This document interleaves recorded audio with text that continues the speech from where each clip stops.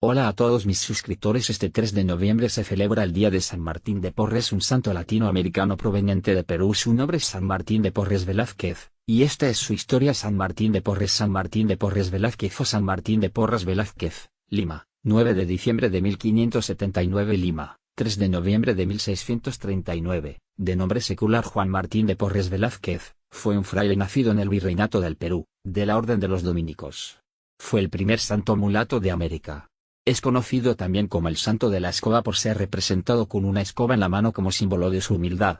Biografía. Infancia. Martín de Porres o Porras fue hijo de un noble burgalés, caballero de la Orden de Alcántara, Juan de Porras de Miranda, natural de la ciudad de Burgos, y de una mujer negra, Ana Velázquez, natural de Panamá, que residía en Lima. Su padre no podía casarse con una mujer de su condición, porque era muy pobre, lo que no impidió su amancebamiento con Ana Velázquez. Fruto de esta relación nació Martín y, 2 años después, Juana de Porres Velázquez, su única hermana. Martín de Porres fue bautizado el 9 de diciembre de 1579 en la iglesia de San Sebastián de Lima. Ana Velázquez dio cuidadosa educación cristiana a sus 2 hijos. Juan de Porres estaba destinado en Guayaquil, y desde ahí les proveía de sustento. Viendo la situación precaria en que iban creciendo, sin padre ni maestros, decidió reconocerlos como hijos suyos ante la ley. En su infancia y temprana adolescencia, sufrió la pobreza y limitaciones propias de la comunidad de raza negra en que vivió. Se formó como auxiliar práctico, médico empírico, barbero y herborista. En 1594, a la edad de 15 años, y por la invitación de Fray Juan de Lorenzana, famoso dominico, teólogo y hombre de virtudes, entró en la Orden de Santo Domingo de Guzmán bajo la categoría de donado, es decir, como terciario por ser hijo ilegítimo, recibía alojamiento y se ocupaba en muchos trabajos como criado. Así vivió 9 años, practicando los oficios más humildes. Fue admitido como hermano de la orden en 1603. Perseveró en su vocación a pesar de la oposición de su padre, y en 1606 se convirtió en fraile profesando los votos de pobreza, castidad y obediencia. De todas las virtudes que poseía Martín de Porres sobresalía la humildad, siempre puso a los demás por delante de sus propias necesidades.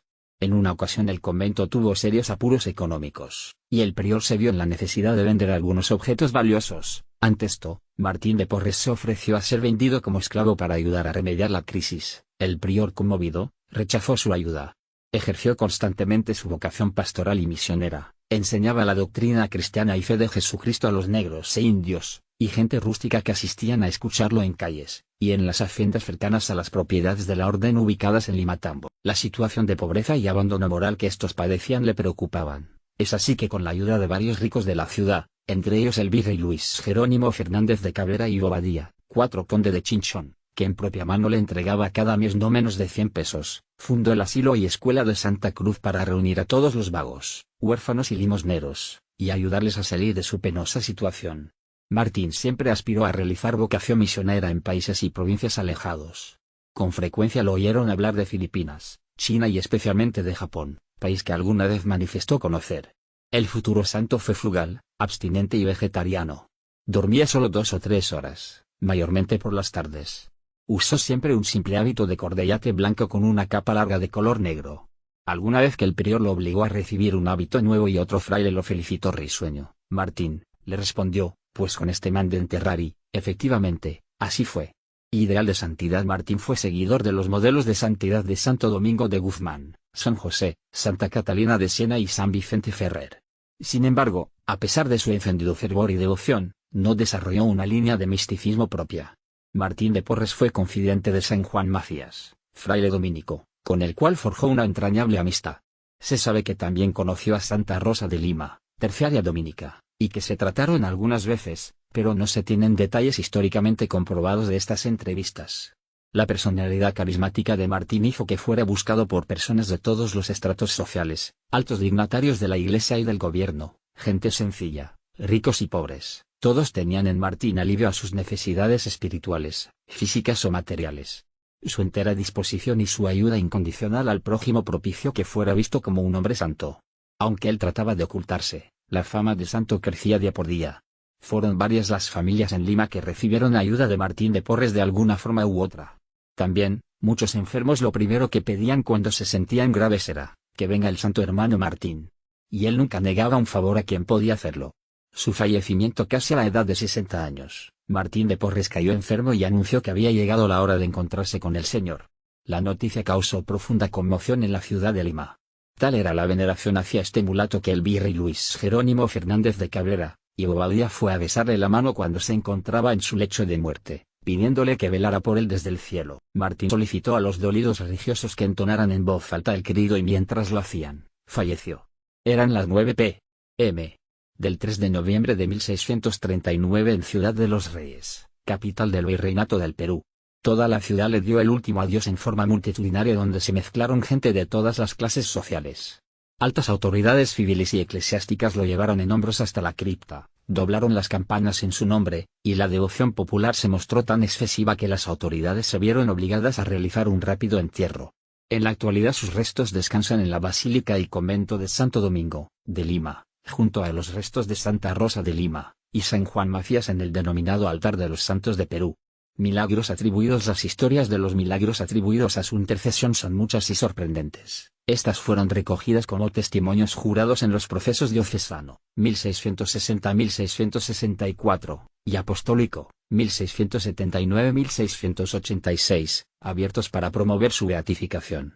Buena parte de estos testimonios proceden de los mismos religiosos dominicos que convivieron con él, pero también los hay de otras muchas personas, pues Martín de Porres trató con gente de todas las clases sociales. Y se le atribuye el don de la bilocación.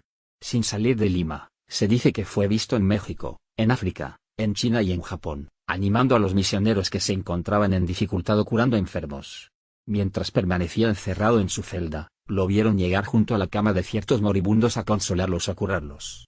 Muchos lo vieron entrar y salir de recintos estando las puertas cerradas. En ocasiones salía del convento a atender a un enfermo grave, y volvía luego a entrar sin tener llave de la puerta y sin que nadie le abriera. Preguntado cómo lo hacía, respondía: yo tengo mis modos de entrar y salir. Y se le reputó control sobre la naturaleza, las plantas que sembraba germinaban antes de tiempo, y toda clase de animales atendían a sus mandatos. Uno de los episodios más conocidos de su vida es que hacía comer del mismo plato a un perro, un ratón y un gato en completa armonía. Y se le atribuyó también el don de la sanación, de los cuales quedan muchos testimonios, siendo los más extraordinarios la curación de enfermos desahuciados. Yo te curo, Dios te sana era la frase que solía decir para evitar muestras de veneración a su persona. Según los testimonios de la época, a veces se trataba de curaciones instantáneas, en otras bastaba tan solo su presencia para que el enfermo desahuciado iniciara un sorprendente y firme proceso de recuperación. Normalmente los remedios por él dispuestos eran los indicados para el caso, pero en otras ocasiones, cuando no disponía de ellos, acudía a medios inverosímiles con iguales resultados. Con unas vendas y vino tibio sanó a un niño que se había partido las dos piernas, o aplicando un trozo de suela de zapato al brazo de un zapatero para sanarlo de una grave infección. Muchos testimonios afirmaron que cuando oraba con mucha devoción, levitaba y no veía ni escuchaba a la gente. A veces el mismo virrey que iba a consultarle, aun siendo Martín de pocos estudios, tenía que aguardar un buen rato en la puerta de su habitación, esperando a que terminara su éxtasis. Otra de las facultades atribuidas fue la evidencia. Solía presentarse ante los pobres y enfermos llevándoles determinadas viandas, medicinas u objetos que no habían solicitado pero que eran secretamente deseadas o necesitadas por ellos. Se contó además, entre otros hechos, que Juana, su hermana, habiendo sustraído a escondidas una suma de dinero a su esposo, se encontró con Martín, el cual inmediatamente le llamó la atención por lo que había hecho. También se le atribuyó facultades para predecir la vida propia y ajena, incluido el momento de la muerte. De los relatos que se guardan de sus milagros, parece deducirse que Martín de Porres no les daba mayor importancia. A veces, incluso, al imponer silencio acerca de ellos, solía hacerlo con joviales bromas, llenas de donaire y humildad. En la vida de Martín de Porres los milagros parecían obras naturales. Beatificación y canonización. En 1660, el arzobispo de Lima, Pedro de Villagómez, inició la recolección de declaraciones de las virtudes y milagros de Martín de Porres para promover su beatificación, pero a pesar de su biografía ejemplar, y de haberse convertido en devoción fundamental de mulatos, indios y negros, la sociedad colonial no lo llevó a los altares. Su proceso de beatificación hubo de durar hasta 1837, cuando fue beatificado por el Papa Gregorio XVI. La proclamación de Martín de Porres como santo fue sustentada por las milagrosas curaciones que ocurrieron a una anciana gravemente enferma en Asunción, Paraguay, en 1948, y a un niño con una pierna a punto de ser amputada por la gangrena, en Tenerife, España, en 1956. Su festividad en el Santoral católico se celebra el 3 de noviembre, fecha de su fallecimiento. En diversas ciudades del Perú se efectúan fiestas patronales en su nombre y procesiones de su imagen ese día, siendo la procesión principal la que parte de la iglesia de Santo Domingo, en Lima, lugar donde descansan sus restos mortales.